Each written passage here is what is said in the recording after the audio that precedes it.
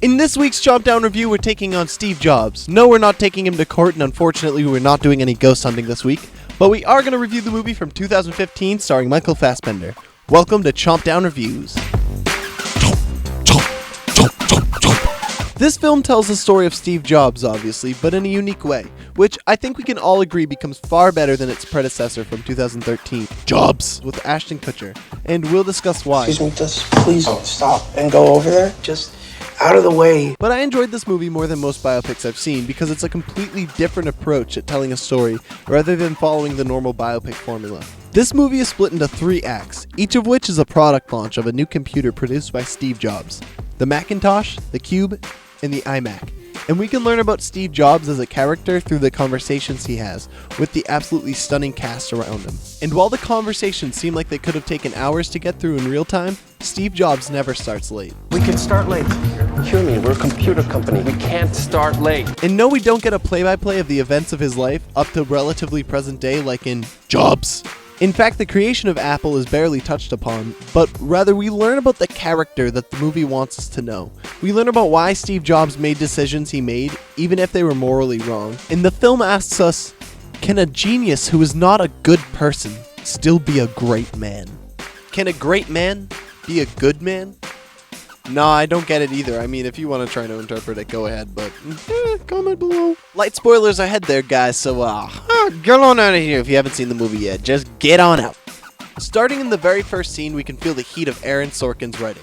This man is an undeniable master of the art of writing fast-paced, intense conversation that really draw you in. Oh, and before we go any further, this score is masterful too. Just really masterful. Open the house on fire! Don't open the house. We're taking a quick break. These editors know how to cut music and dialogue to make it way more interesting. But the way that these characters fight is so real. The way that they confuse each other, come clean to each other, and trick each other is just really authentic. Pull the voice demo. Thank you. And then cancel the launch. I see.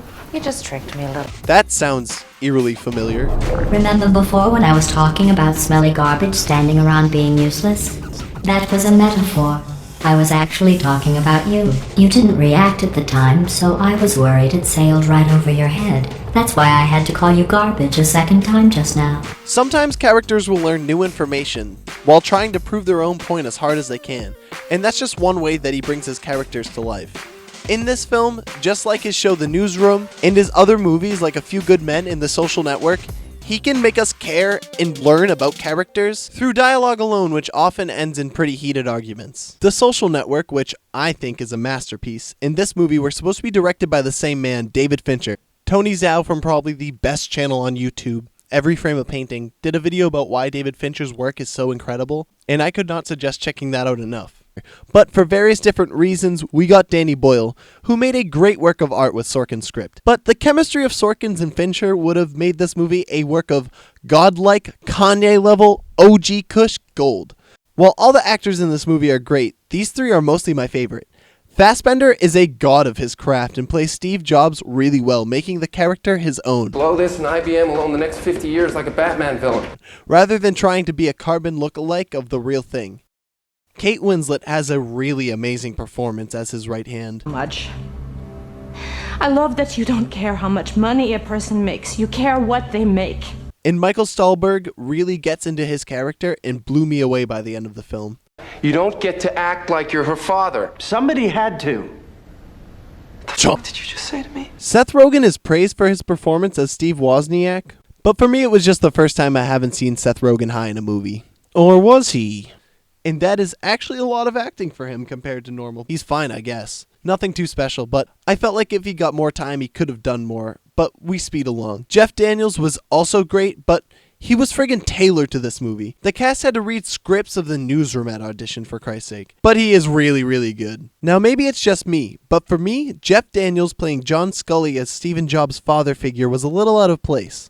He kind of pulls it out of nowhere from behind stage, you're slapped in the face with it, and in the other movie, Jobs. John Scully wasn't Steve's father figure at all. That's just something small that confused me, but Jeff Daniels does pull the father figure off well. No surprises there. While in Jobs. Steve goes from denying Lisa being his daughter to all of a sudden her living with him, which is a complete chomp up by them because it's just confusing. I don't know what actually happened in real life, and this movie isn't really exact on the facts, but the father-daughter story is really the shining part of this movie.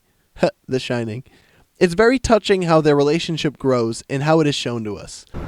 Gonna put music in your pocket. What?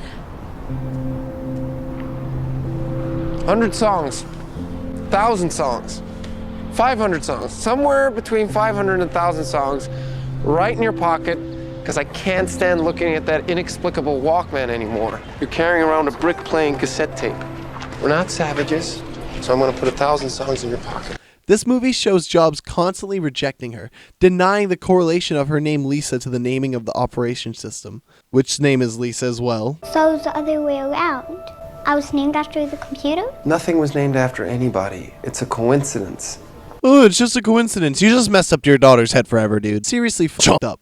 And this movie doesn't shy away from making you want to hate Steve Jobs.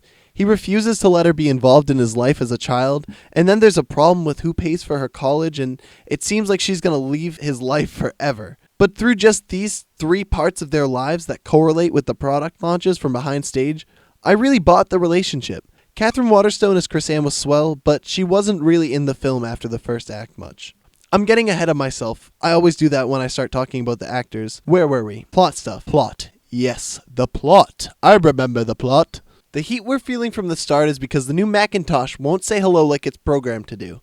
And since people are freaked out about the year being 1984, with George Orwell's book 1984 and all the scary technology is evil type movies coming out that year, including one at the top of everyone's mind, a very influential movie, yes, 2001: A Space Odyssey, making computers people's friends rather than scary monsters is very important to Steve.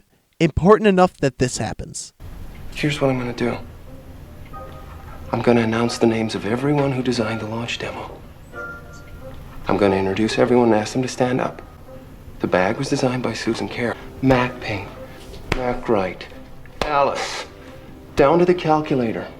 And then I'm going to say the voice demo that didn't work was designed by Andy Hertzfeld. Steve, 5 and 6 is your chance of surviving the first round of Russian roulette, and you've reversed those odds. So unless you want to be disgraced in front of your friends, family, colleagues, stockholders, and the press, I wouldn't stand here arguing. I'd go try and get some more bullets out of the gun. Do it, Andy! That is just the first of many times he'll threaten someone in this movie, and that's not the only way that he pushes people away. He denies fathership of Lisa, and even though there's a family lifestyle staring him in the face, he denies it mostly by using math. And when Woz comes to him pleading to acknowledge the Apple II team for keeping Apple afloat for so many years, he won't do it simply because of pride. And here we get the first of a bunch of really cool flashback scenes. While Steve and Woz talk, we see the iconic teenage years in the garage while they invent stuff, starting the Apple brand. And I absolutely love this scene. The pacing of everything is really cool. I love the music behind them as they talk. It keeps you so involved. And these two bicker about Steve's decisions about making the system a closed one for ease, but it cuts off the user's choices.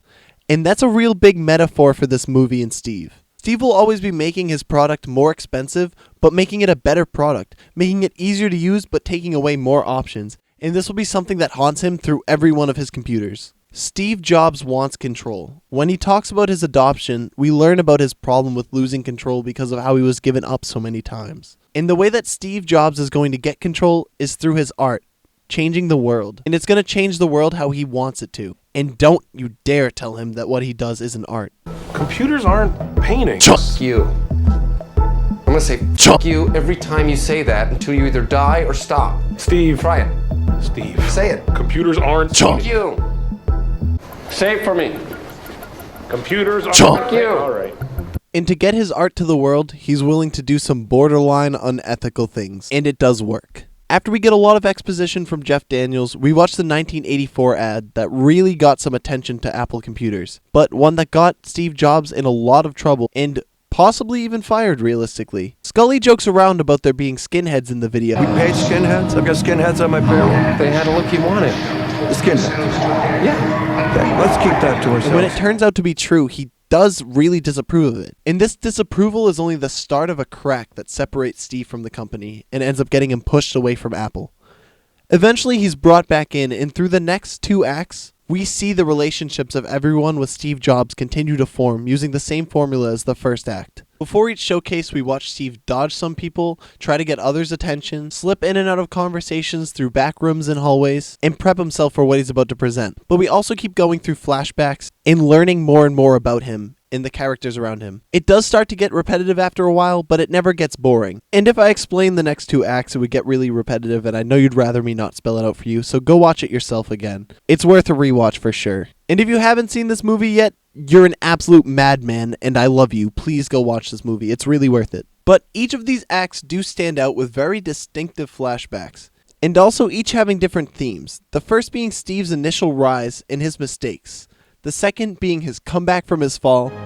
You're gonna end me, aren't you? You're being ridiculous. I'm gonna sit center court and watch you do it yourself.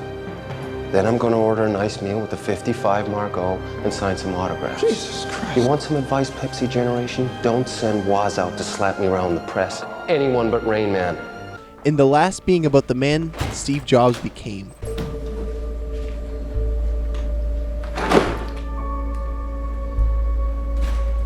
We continue to see him close off his computer and his company the way that he closes off himself. And that is a big part of who Steve Jobs is painted to be. And while it may seem cold, it works for him. He jumps ahead of Scully and Andy and Waz and leaves them all in the dust, but is left alone. It's touching that his daughter is the one that's still there for him, and Joanna too, but the people he has lost, he really has lost. Things we could have done together. So was what he did the right thing, or should he have sacrificed his creative control to let others in? Things we could have done. The movie doesn't decide for us, and I love it for that. And what I really like about this movie is that it feels kind of like a play, which Sorkins is used to writing. And 2015 was a big year for good theater. And what Steve Jobs has in common with a show like Hamilton is more than just about it being 2 misunderstood champions of history. Heroes who didn't necessarily try to stay on people's good side. Like a play, we follow Steve moment to moment, really uninterrupted. We experience the story with him.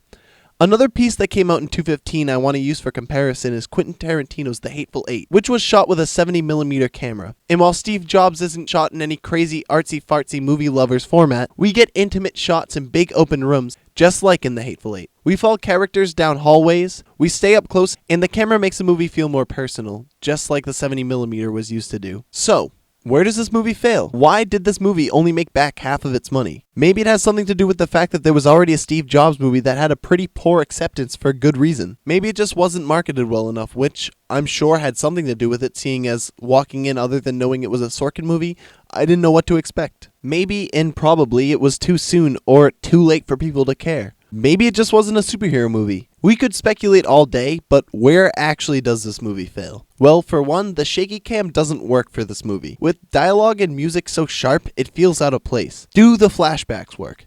Hell yes, they do. And the way that they are woven into scenes make them so dramatic, not a single complaint on those. Does Fassbender live up to Kutcher's performance? Well, other than the walk and the look from the early years, I don't think I was really sucked into Kutcher's performance, but damn, I was sucked into Fassbender's. There's not much I can find wrong with this other than what I've said, but before I finish, I want to talk more about Fassbender's performance.